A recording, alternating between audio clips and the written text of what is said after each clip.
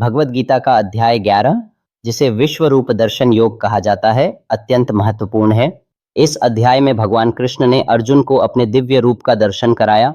यह वह क्षण है जब अर्जुन अपने आध्यात्मिक मार्ग पर भ्रमित होते हैं और भगवान कृष्ण उन्हें अपने अनंत रूप का दर्शन देकर उनकी चिंताओं को मिटाते हैं। इस अध्याय की पृष्ठभूमि उन चुनौतियों को दर्शाती है जिनका सामना अर्जुन युद्ध के मैदान में कर रहा था।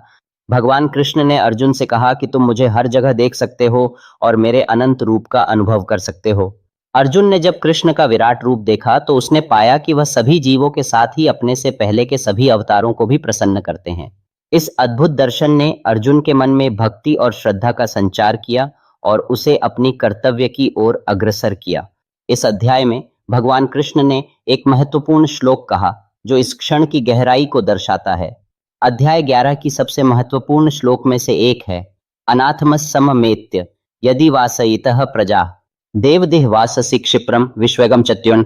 यहाँ पर भगवान कृष्ण अर्जुन से कहते हैं कि वह हर ओर व्याप्त हैं और उनके अनंत रूप के दर्शन केवल अत्यंत भक्ति से ही संभव हैं। इस श्लोक का अर्थ है कि जब हम ईश्वर के प्रति समर्पित होते हैं तब हम उनके दिव्य रूप और शक्ति को समझ सकते हैं। अर्जुन की विवेचना इस अध्याय के माध्यम से यह संदेश भी देती है कि भक्ति में हमें अपने डर और संकोच को छोड़कर पूर्ण विश्वास और श्रद्धा के साथ आगे बढ़ना चाहिए। भगवान की भक्ति और उनके प्रति आस्था विचारों में पवित्रता लाती है जो सच्चे ज्ञान की ओर ले जाती है। अध्याय 11 की इस शिक्षणा के माध्यम से अर्जुन ने अपने जीवन में परमेश्वर के लक्ष्य को प्राप्त किया।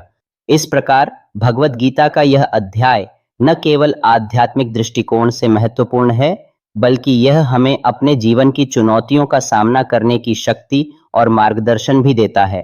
हमें याद रखना चाहिए कि जब हम अपने भीतर भगवान की उपस्थिति को महसूस करते हैं तब हम किसी भी कठिनाई का सामना कर सकते हैं और यही विश्व रूप दर्शन योग का सार है।